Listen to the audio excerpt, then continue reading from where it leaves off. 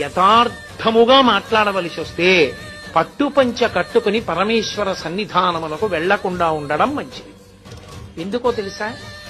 ప్రతి వస్తువుకి కూడా గుణదోషములుంటాయి. ఒక్క పట్టుపంచ నెయ్యాలంటే ఎన్ని లక్షల పట్టు పురుగులో చచ్చిపోతాయి. మల్బరీ ఆకులు పెట్టి పట్టు పురుగుని పెంచి బాగా కడుపు నిండా తిని అది పట్టు దారాన్ని చుట్టూ అల్లుకుని పట్టుగూట్లో మెత్తగా ఉంది కదా అని పడుకుంటుంది. ఇక అది పడుకుని నిద్రపోవడం మొదలెట్టిన తర్వాత ఇక అది బయటికి రాలేదు. ఇక పట్టుదారం వదలదు. ఇప్పుడు ఆ పురుగును ఒక్కదాన్ని తీసి బయటపడాయాలంటే పట్టు కాయని కోసేయాలి. కోసేస్తే దారం ఇంతంత ముక్కలైపోతుంది. అందుకే పట్టు కాయలన్నీ ఏం చేస్తారంటే మరుగునీళ్లలో పడేస్తారు.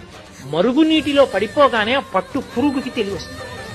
అది బయటికి వెళ్ళిపోవాలని దారాల మధ్యలోంచి వెడుతున్న మరుగునీటికి శరీరం ఉడికిపోతుంటే గిల గిల గిల గిల కొట్టుకుంటుంది.